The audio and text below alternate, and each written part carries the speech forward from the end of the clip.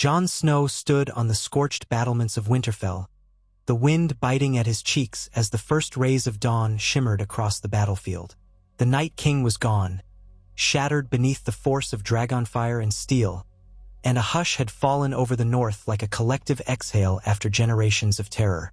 Warriors from every corner of the Seven Kingdoms had gathered to fight this existential threat, and victory had seemed impossible until the final, fateful confrontation. Now crows circled overhead, wheeling in silent arcs across the pale sky, and the bodies of the fallen lay in frozen repose upon the blood-stained snow. The living were few, but they had prevailed. Jon felt his breath catch as he thought of the sacrifices that had been made, from the nameless soldiers to those closest to him. His spirit felt both relieved and hollow, as though the triumph had drained something essential from his soul. He had not fought for glory or power, only for life itself. Yet on this morning, still trembling with aftershocks of fear and sorrow, he caught a glimpse of something he never expected, the shape of a future unbound by the ice and darkness that had hung over them all. He walked along the parapet, boots crunching over icy stones, as he observed the courtyard below. It was strewn with the remnants of battle, broken swords, shattered shields, even fragments of the undead that had dissolved into crackling piles of darkened ice. The defenders of Winterfell, though victorious, wore weary expressions on faces smudged with grime. Some knelt in silent prayer for the dead.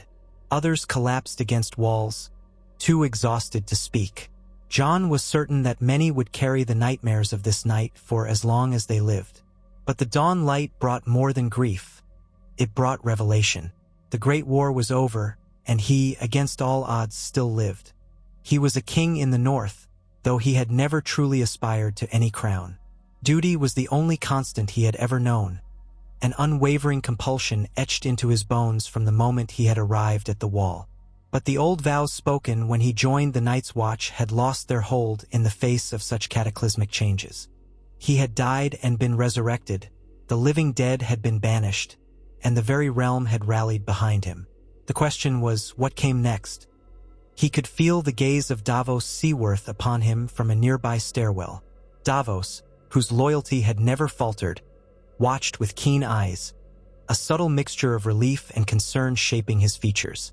There was a time when Davos had whispered that Jon Snow was special, that he was the one to unite the realm. Now, as the final traces of the long night receded, the realm itself would need more than unity. It would need a just and stable rule to guide it from a time of darkness into an era of reconstruction and hope. Jon glanced toward the castle gates, remembering how many had ridden out to face the undead. Daenerys Targaryen's dragons had done the impossible, burning through hordes of wights with blasts of scorching flame. Dany herself had fought tirelessly, determined to defend the living. She had lost one dragon before, had lost trusted advisors and close companions, yet she pressed forward, and in the end, they had collectively saved humanity. But the nature of war had changed them all, and the final blow that ended the Night King's existence had left Daenerys in a precarious state, haunted by losses and overshadowed by the reveal of Jon's parentage. Jon had not asked to be Aegon Targaryen, sixth of his name, heir to the Iron Throne. When Samwell Tarly and Bran Stark had first revealed the secret, he had felt the ground shift beneath him like an earthquake, unraveling everything he had known about himself. Lyanna Stark was his mother, and Rhaegar Targaryen his father, which made him both ice and fire, a living embodiment of the realm's most storied bloodlines. It also made him Daenerys Targaryen's nephew. She, who had believed herself the last Targaryen, born to rule the Seven Kingdoms by right, had been stunned to learn that Jon might have the stronger claim. At first, she had implored him to keep the truth hidden, for the sake of unity. But if there was one thing Jon could not do, it was live a lie, especially not one of such magnitude. The secret had come to light just before the battle, and though it had not divided them fully, it had cast a shadow over their alliance. Now, in the aftermath, he felt a strange tension when he thought about her. She had yearned for love and acceptance from the Westerosi people, but many in the north had never warmed to the foreign queen. They had followed Jon Snow, not Daenerys Stormborn. And if Rhaegar Targaryen's son claimed the throne, would she be overshadowed, or would she stand at his side? He could not see the road ahead with any clarity yet. As the morning wore on, he descended to the courtyard. Men and women greeted him as he passed, offering respectful nods or battered salutes. Some whispered, "My king!" Others simply bowed in gratitude. Ghost limped by his side, the faithful direwolf scarred but very much alive. The presence of that noble animal reminded John of his identity, of everything that was Stark in him, no matter the name bestowed by blood. He knelt beside Ghost and ruffled his fur, murmuring thanks to the creature that had risked itself time and again. There were few comforts left, but this bond was one. When he rose, he saw that Daenerys stood across the courtyard, speaking softly with Missandei and Grey Worm, her posture rigid. She did not look at him yet. She appeared lost in contemplation as well, her silver hair matted with dust and streaked with dried blood. Drogon circled overhead, casting a serpentine shadow across the rubble. The beast let out a mournful roar, as if lamenting the many lives lost. Tyrion Lannister approached, brushing snow from his cloak, the lines on his face pronounced from sleepless nights. He glanced between Jon and Daenerys with an appraising look. "I dare say the living owe you both a debt that can never be repaid," he said quietly, stepping close so as not to be overheard by the soldiers tending the fires. "You realize, Jon, that you now stand at a crossroads the realm has rarely seen. You have put down an enemy of legend. People will look to you for leadership in the days to come." Jon shook his head wearily. "All I ever wanted was to defend the realm, not to rule it. Yet you may find the realm needs defending from more than ice and death," Tyrion replied, his voice grave. "We are entering a new age, but old conflicts remain. Ambition, power, vengeance. These forces haven't vanished with the dawn, and the revelation of your parentage will not stay hidden now that the war is done." Jon clenched his jaw. He had never been fond of politics or the Game of Thrones that men like Littlefinger had relished. He had seen enough betrayals to last a lifetime, and he wished only to ensure the safety of his family and his people. But the people were not just the North. They were the entire realm. That reality weighed on him like a chain around his neck, pulling him toward a destiny he was reluctant to claim. Still, destiny had never cared for his reluctance. From the day he had left Winterfell to join the Night's Watch, to the moment he stood here in the aftermath of the Great War, fate had driven him forward as relentlessly as the storms that batter the wall. He dismissed Tyrion with a nod and made his way to Daenerys. Grey Worm stiffened slightly when Jon arrived, his dark eyes flickering with memories of the battlefield. But he stepped aside. Missandei looked at Jon sympathetically before retreating to a more discreet distance. Daenerys raised her gaze to meet Jon's. Her expression was unreadable. For a moment, neither spoke. They simply gazed at each other, each trying to find something familiar in the other's eyes. So much had happened.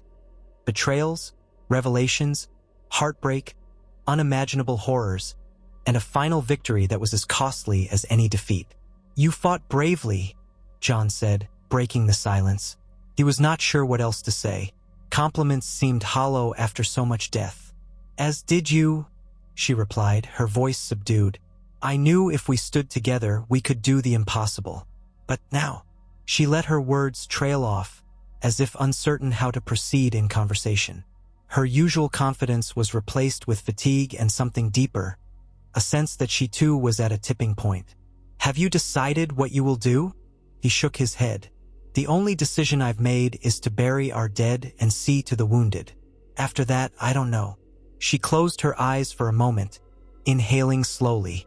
He could sense the tension radiating from her. As much as she had wished to be welcomed as queen, she had found only grudging acceptance from many in the North. The truth about Jon's lineage complicated everything. Yet she still cared for him. Jon believed that, even if it was tangled with fear, when she opened her eyes again, her expression had hardened into a mask of resolve. "We should speak about what happens next, but not here. Let us see to our people, and then we can talk in private." Jon agreed.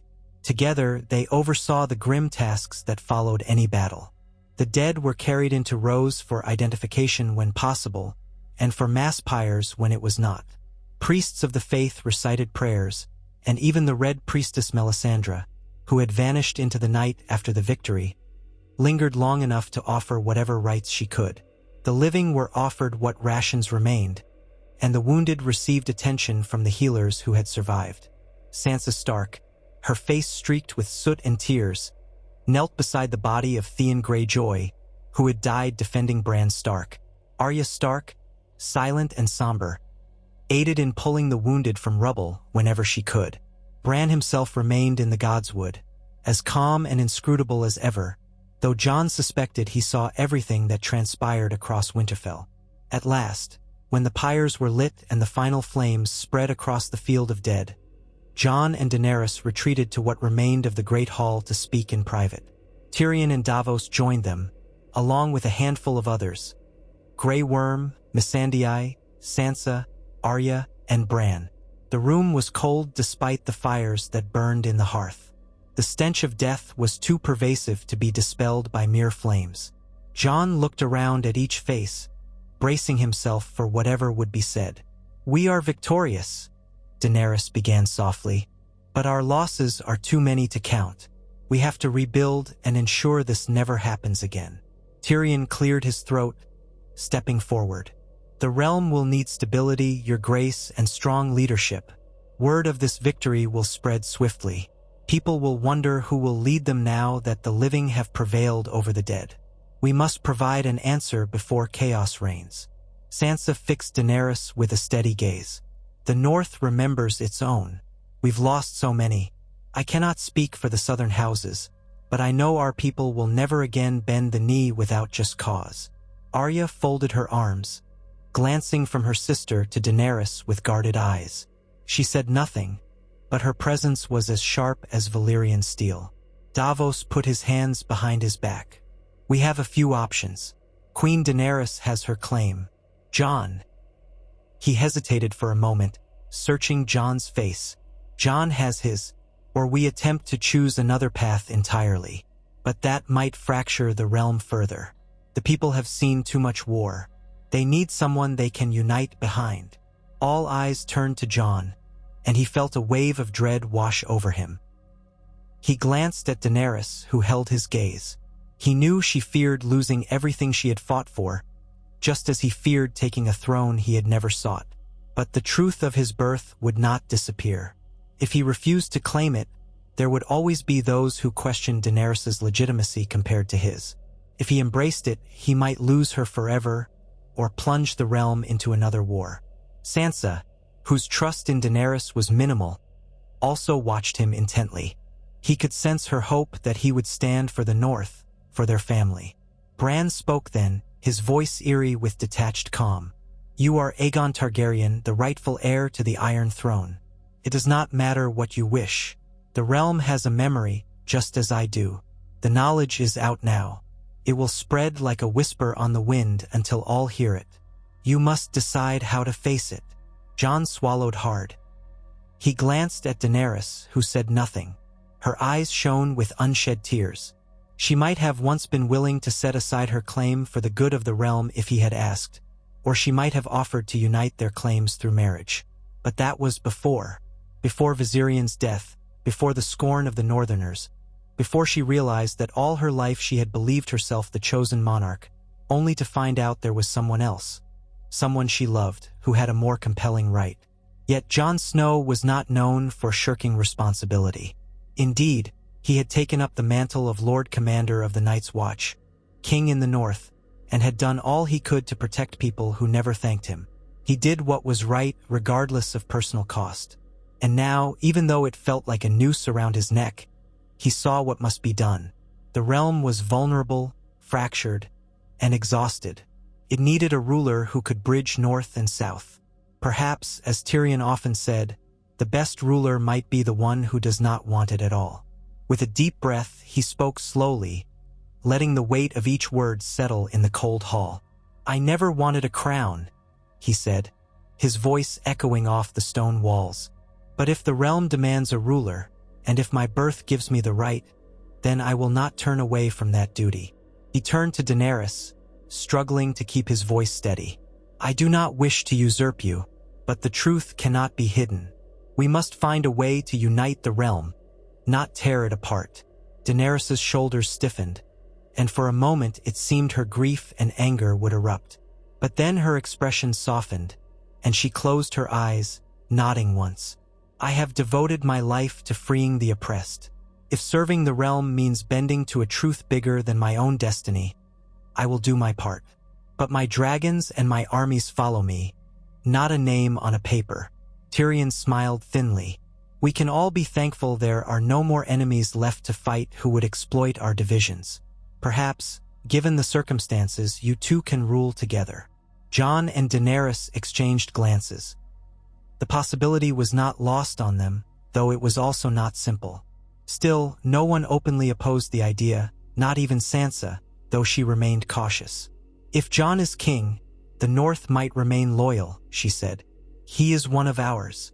And if Daenerys is acknowledged as his queen consort," she paused, looking at Daenerys with a hint of challenge, "we would have the unity we need." Daenerys's pride flared, but so did her compassion. She stepped forward, placing a hand on Jon's.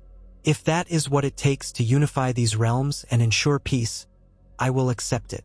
She glanced at Tyrion. "Though I suspect there will be lords and ladies who question everything once the dust settles. We will need to be prepared for that." The meeting continued, with voices raised in cautious optimism. They spoke of sending ravens to the major houses, proclaiming the final defeat of the dead and announcing the new leadership. They deliberated where the seat of power would be. King's Landing was the traditional capital, but much of it had been ravaged by Cersei's reign and the wars that followed. The possibility of a new seat in the north was raised but ultimately set aside. The realm needed a central throne, and the Red Keep stood as a symbol, however bloodied, of the monarchy. Within days, a caravan was prepared to make the journey south. Winterfell would be left under Sansa's guidance, ensuring the north remained secure and had a strong voice. Arya elected to stay in Winterfell as well, though Jon suspected her reasons included finishing her own private business. She had come a long way from the girl who once chased cats through the corridors. Bran, in his role as the three-eyed raven, seemed content to remain in the north, communing with weirwood trees and seeing truths beyond mortal sight. Davos, Tyrion, Missandei, and Grey Worm accompanied Jon and Daenerys south. The army that remained from the combined forces, Dothraki, Unsullied, Northmen, Stormlanders, followed behind in a solemn procession. As they rode southward, the signs of war were everywhere. Farms lay burned, and villages were abandoned or reduced to rubble. When people did emerge, they gazed upon the passing retinue with expressions that ranged from fearful to awestruck. Word spread quickly of the triumph at Winterfell. Some hailed Daenerys as the Dragon Queen, others whispered of Jon Snow, the king who defeated the night. Rumors circulated of his parentage, though the specifics were still hazy to most. But the weight of expectation grew with each passing league. Jon felt it pressing upon him like a winter storm cloud. Even Daenerys seemed burdened, though she tried to show strength whenever she addressed the people. At Moat Cailin, they found the fortress all but deserted. A few surviving soldiers of the north stood watch, letting them pass with curt nods. Each day brought more stragglers into the caravan. Small folk who had nowhere else to go, soldiers from defeated houses who wanted to pledge fealty to whoever had saved the living. Tyrion spent hours documenting names, allegiances, and concerns. He seemed relieved to have something concrete to do, to submerge himself in the minutiae of governance rather than dwell on the many tragedies they had endured. Eventually, they reached the Trident, where the Riverlands began to show signs of new life with the coming of spring. The journey reminded Jon of another life, when he had marched south with Robb Stark's army as a boy. That boy was gone, replaced by a man who bore the scars of betrayal and resurrection. He had once thought that being a bastard excluded him from the normal rules of inheritance. Now the realm was calling him to be its king. With each passing day, the inevitability of it grew. Yet he still worried. Could he truly do right by the Seven Kingdoms, or would he fail them as so many kings before him had done? In the evenings, when the campfires flickered under the stars, He occasionally found himself alone with Daenerys. Their conversations were guarded, sometimes drifting into warm recollections of battles fought side by side, or quiet confessions of fears for the future. The tension of their altered relationship was palpable. Once, she touched his cheek and said softly, "When I came to Westeros, all I could think of was taking the Iron Throne. Now I have it within my grasp, yet it feels like the ghost of a dream." He took her hand, lacing his fingers through hers. "Dreams can change," he whispered. "We both must change." They arrived at King's Landing to find the city in a state of disrepair. The scars from the siege against Cersei, and the further chaos that followed, were everywhere. Scorched walls, collapsed towers, and a half-starved population greeted them. The Red Keep stood with a battered dignity. Half of its courtyard turned into a makeshift graveyard for those who had died in the final struggles. The Lannister forces that remained had sworn loyalty to Tyrion's council, albeit reluctantly. Tyrion's brother, Jaime, was nowhere to be found, having vanished after betraying Cersei. Some said he rode north to fight in the Great War, only to vanish amidst the chaos. Others claimed he was. As Jon and Daenerys ascended the steps of the Red Keep with their retinue, they were met by a small council of exhausted lords, among them the remnants of houses Tarly, Redwyne, and others who had managed to survive. Their eyes were filled with a desperate hope, tempered by fear. Tyrion announced the resolution of the war in the north, the extinction of the Night King, and the new dawn for Westeros under the leadership of King Jon Targaryen, who had once been Jon Snow, and Queen Daenerys Targaryen. Murmurs rippled through the gathered crowd. Some knelt immediately, others hesitated. But no one rose to challenge them openly. The weight of 2 dragons perched on the parapets above, Drogon and Rhaegal, was enough to quell open dissent. The memory of how close the realm had come to annihilation also silenced many tongues that might otherwise speak out. The coronation was held within a fortnight. Cersei had left behind a ruined throne room, but the Iron Throne itself still stood, a menacing sculpture of swords fused by dragonfire. Jon entered, draped in black and grey, flanked by Davos and Tyrion. Daenerys stood opposite him, dressed in white and silver. The hall was packed with soldiers, lords, and small folk eager to witness this moment, for good or ill. Jon approached the throne he had never dreamed of occupying. He stood at its base, recalling the stories of how Aegon the Conqueror had forged it with Balerion the Black Dread's flames. Visions of Ned Stark, Robb Stark, and all those lost flickered through his mind. He did not feel like a conqueror. He felt like a steward, entrusted with the safety of all. Daenerys approached, meeting him at the foot of the throne. They turned together to face the assembled crowd. The High Septon, a newly appointed figure of pious bearing, began the ceremonial words. "We gather here in the sight of gods and men to crown the rulers of these 7 kingdoms, the protectors of the realm, those who have delivered us from the long night." He moved through the rites, sprinkling water from a crystal vial, reciting prayers to the 7, and concluding with a solemn question. "Who here proclaims these 2 fit to rule?" Davos stepped forward first, speaking in a steady voice that carried across the chamber. "I, Sir Davos Seaworth, swear upon my honor and my life that these 2 have saved the realm from certain destruction. In my eyes, they have proven themselves fit to rule." Tyrion added his voice. "I, Tyrion of House Lannister, do solemnly swear that these 2 are the rightful rulers, and I pledge my counsel and service." Grey Worm spoke in the common tongue, his voice firm. "I, Grey Worm, on behalf of the Unsullied, pledge loyalty and service." A murmur of agreement spread through the lords. One by one, representatives of the major houses voiced their support. With each affirmation, Jon felt the weight grow heavier, but also the flicker of determination in his heart. Finally, the High Septon turned to them both. "Will you, Jon Targaryen, and you, Daenerys Targaryen, swear to protect and serve the realm, to do justice, and to uphold the laws of gods and men?" Jon and Daenerys exchanged a look. They spoke as one. "We do so swear." The High Septon placed the crown upon Jon's head first, an ancient circlet of Valyrian steel that had once belonged to the Targaryens of old, and then lowered another crown, fashioned from the shattered pieces of the crown that had once belonged to Rhaella Targaryen, onto Daenerys's silver hair. When they turned to face the crowd, the hall erupted in cheers, though some voices remained silent, and some faces betrayed uncertainty. That night, King's Landing was filled with torchlight and subdued festivities. People crept out of hiding to see the dragons perched on the city walls. Soldiers lined the streets, ensuring order. Jon and Daenerys dined in the Red Keep's banquet hall with their closest advisors, though it was a somber meal. The knowledge that so much work lay ahead weighed on every heart. Tyrion and Davos discussed logistical concerns: how to feed a half-starved city, how to rebuild trade routes, how to ensure the loyalty of lords who might have hidden resentments. Daenerys asked about the fate of the Dothraki, many of whom roamed the countryside, uncertain of their place. Jon offered that they might be given land to farm, or they might choose to return across the narrow sea if they wished. Neither option was simple. Every day from now on would bring new challenges. Despite the doubts, Jon was resolved. He remembered Master Aemon's words about Targaryens. A Targaryen alone in the world is a terrible thing. He had never felt more the truth of that statement than in this moment. Yet he was not alone, not truly.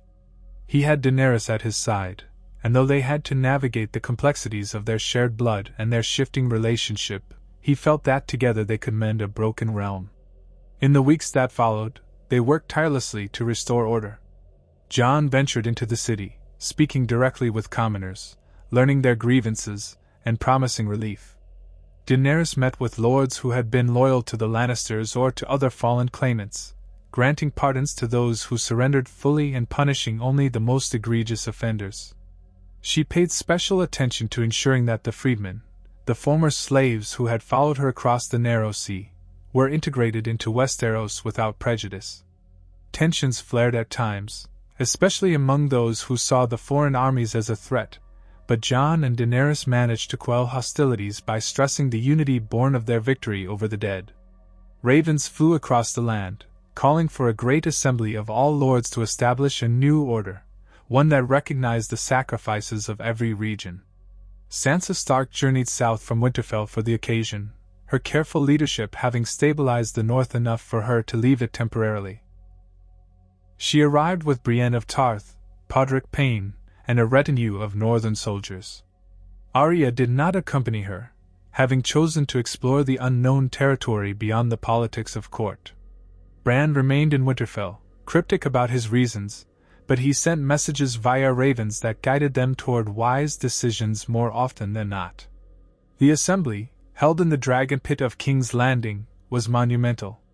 Dozens of lords, great and small, gathered beneath the ruined dome, which still bore the scars of centuries past. Tyrion presided over the event, guiding each topic of discussion. Many issues were laid before the crown: the matter of succession, the question of the North's autonomy, the future of the Iron Islands, and the need for a new approach to governance that might prevent future destruction. One by one, representatives of the great houses spoke. Gendry Baratheon, newly legitimized by royal decree, argued for investment in the Stormlands, which had been devastated. Yara Greyjoy demanded self-governance for the Iron Islands. Sansa insisted on the North retaining certain freedoms, if not outright independence. Dorne, represented by a new prince who had arisen from the ashes of House Martell's downfall, asked for renewed treaties that respected Dornish customs. Throughout all these debates, Jon and Daenerys listened carefully, interjecting only when necessary, striving to chart a middle path that ensured unity without oppression. Daenerys pointed out that Westeros could not afford another war, and the lords largely agreed. Jon recognized that the Targaryen approach of old, subjugation by fire and blood, would only breed further strife. They forged compromises. The North would remain part of the Seven Kingdoms, but would be granted wide latitude in its governance, its own lords deciding most matters unless they directly impacted the realm as a whole. The Iron Islands, too, would retain their local customs, provided they paid taxes and contributed ships when the realm called upon them. Dorne's separate cultural identity was acknowledged, and trade agreements were laid out that would enrich both Dorne and the crown. At last, though not everyone was fully satisfied, A new sense of cautious optimism filled the dragon pit. They all remembered the threat they had faced together. If they had not stood united, they would have been wiped out. Once the assembly concluded, the realm began to settle into a kind of guarded peace. Rebuilding efforts commenced. Roads were repaired, farmland reclaimed, and the city of King's Landing slowly revived. Grain shipments from the Reach fed the hungry, and ships from the Iron Islands and the Stormlands brought timber and stone for construction. Smiths worked tirelessly to reforge weapons for the new royal guard and to repair old armor. Survivors of the long night spread stories of dragons and dire wolves, of white walkers and fire-wielding queens. Across Westeros, a sense of marvel blended with weariness. The cynicism that had long defined the great houses softened slightly, replaced by the realization that life was fragile and should not be squandered on endless intrigue. Though whisperers and plotters still existed, there would always be those who sought power through treachery. The immediate danger of another civil war seemed to fade. Jon Snow, now King Aegon Targaryen in official documents, often found himself sleepless in the chambers once occupied by kings of House Targaryen. Memories of the dark corridors of Castle Black sometimes came to him in dreams, or the image of his father, Ned Stark, who had shielded him from the truth but also instilled in him a sense of duty. Daenerys joined him in those chambers, and though their relationship remained complex, they shared an understanding that the realm needed them to stand together. Their intimacy was tinged with sadness at times, as they recalled the line of Targaryens from which they both descended and the taboo that lingered between them. Yet they also found solace in each other, believing that their bond, however tested, was what allowed them to lead. Some nights, the two dragons roamed the skies above the capital, their roars echoing across the bay.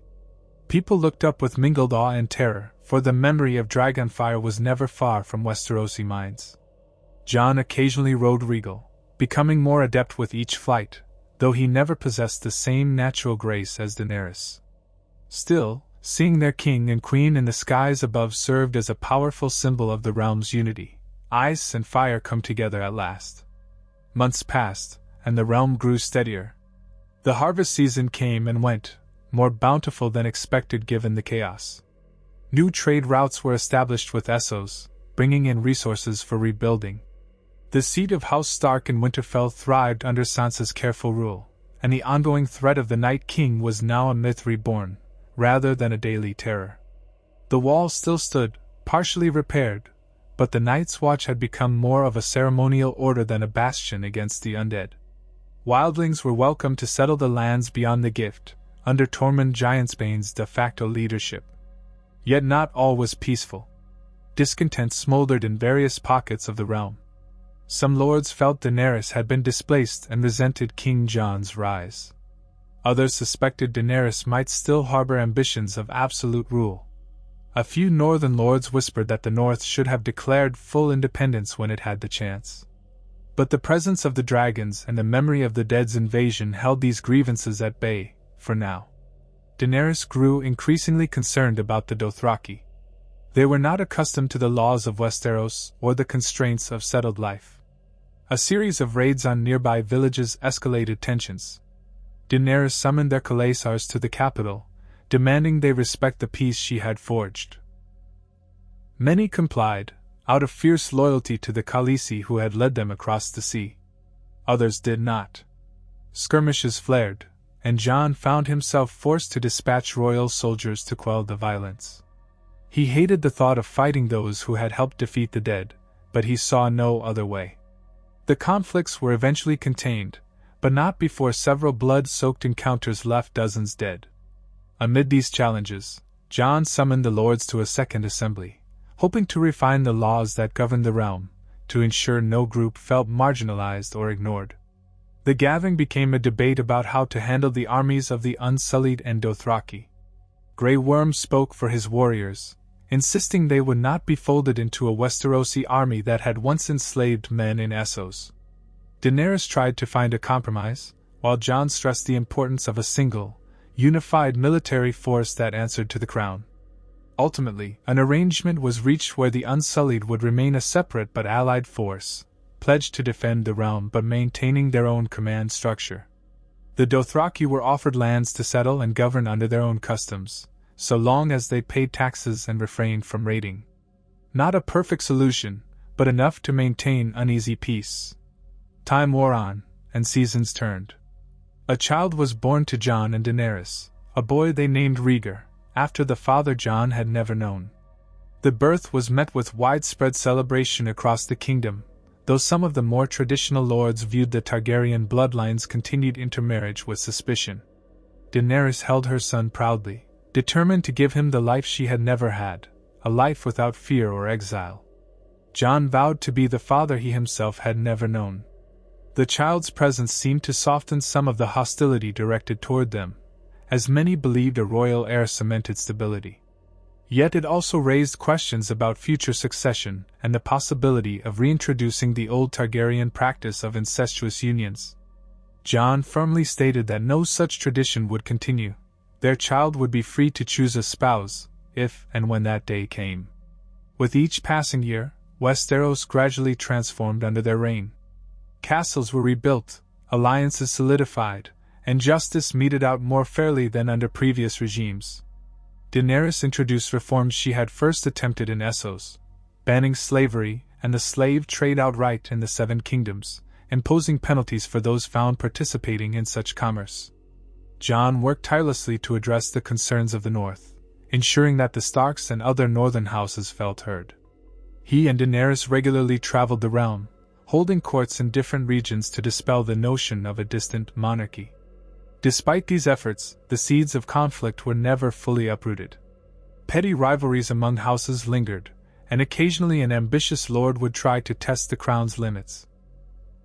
But with 2 adult dragons and a fiercely loyal coalition of advisors, no one dared to openly challenge the throne.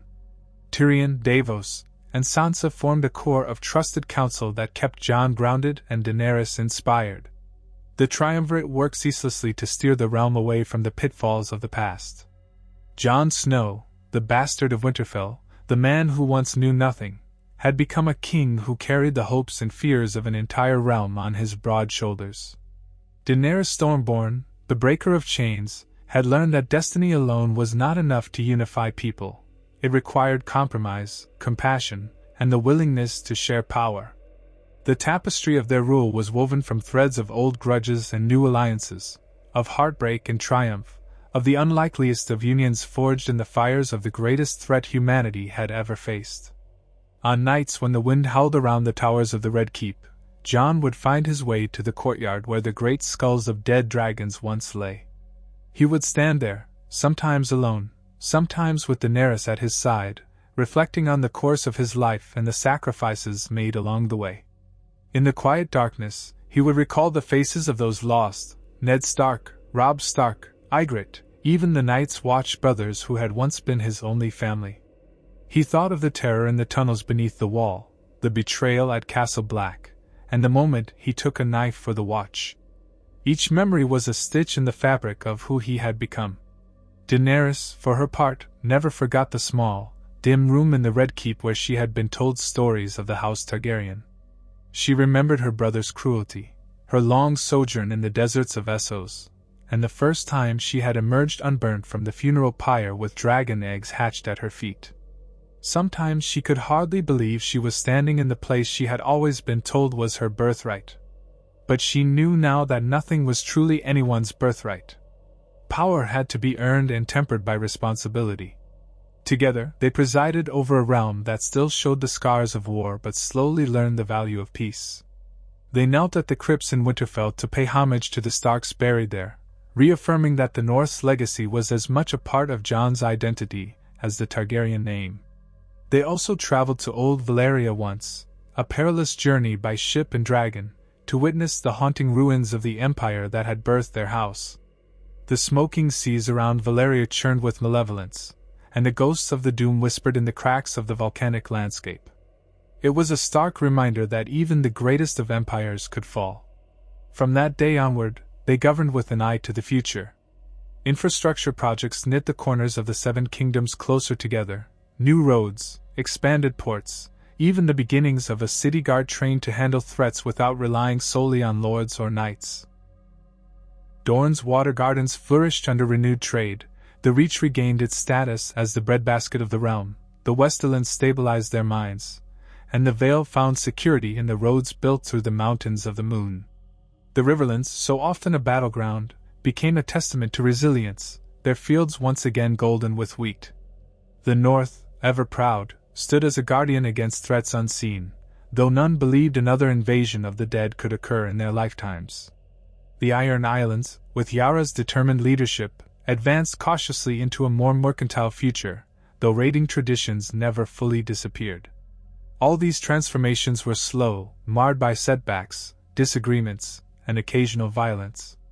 But unlike the tumultuous reigns of their predecessors, Jon and Daenerys managed to keep the realm from splintering, in part due to the collective memory of what it meant to face an enemy that threatened all life. Fear could have driven them into tyranny, but they chose empathy and justice whenever possible. They understood better than most that unity was a fragile thing, constantly requiring reinforcement and care. As the years stretched on, the legends around Jon Snow and Daenerys Targaryen grew. Ballads were composed, praising the Dragon King and Queen who ended the long night.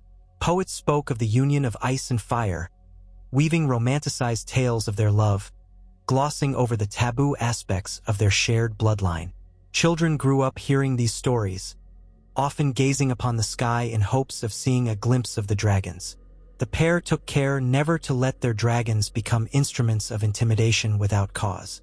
The memory of the field of fire and the burning of the Tarlys under Daenerys' wrath loomed as a cautionary tale. On certain anniversaries, ceremonies were held in Winterfell, marking the day the Night King fell.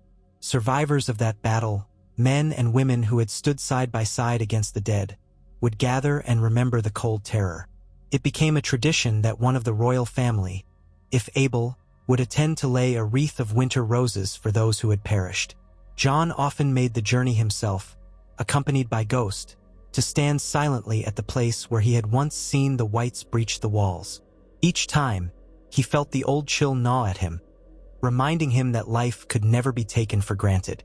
Daenerys found that the more she ruled, the more she understood the complexities that had often led other Targaryens astray. Power was addictive, but it was also isolating. Jon's calm presence and willingness to challenge her kept her anchored. Tyrion's clever wit and willingness to see shades of gray where others saw black and white proved invaluable. Davos's humble wisdom reminded her that rulers must listen to the common folk. Sansa's steady counsel and firm northern perspective ensured that the crown never neglected its largest realm. Even Grey Worm, stoic and unyielding, became a stabilizing force, his sense of loyalty extending beyond just Daenerys to the realm they all protected. In private moments, when the burden became too great, Jon would recall how he had never asked for any of this. He would look at the crown on his table, glinting with a cold metallic sheen, and feel the old whisper of the vow he had once sworn. Night gathers, and now my watch begins. In many ways, he was still on that watch, protecting the realm from threats both monstrous and mundane. Daenerys sometimes recalled the prophecy of the prince that was promised, wondering if it had referred to Jon, or to both of them together, or to something else entirely. Prophecies were slippery things, often as misleading as they were illuminating. Yet the fact remained. They had defeated the Night King, and they had transformed Westeros in the process. Perhaps that was prophecy enough. Those who lived through their reign would speak of it as a time of rebuilding, of balancing on a knife's edge between the old ways and the new. Some historians later argued that Jon Snow was too reluctant a king, lacking the ruthless edge needed to crush rebellion early and decisively. Others praised Daenerys for her vision in abolishing ancient injustices, though they criticized her for not going far enough. Still, most agreed that their shared rule was a rare interlude of cooperation in a land often defined by violence and betrayal.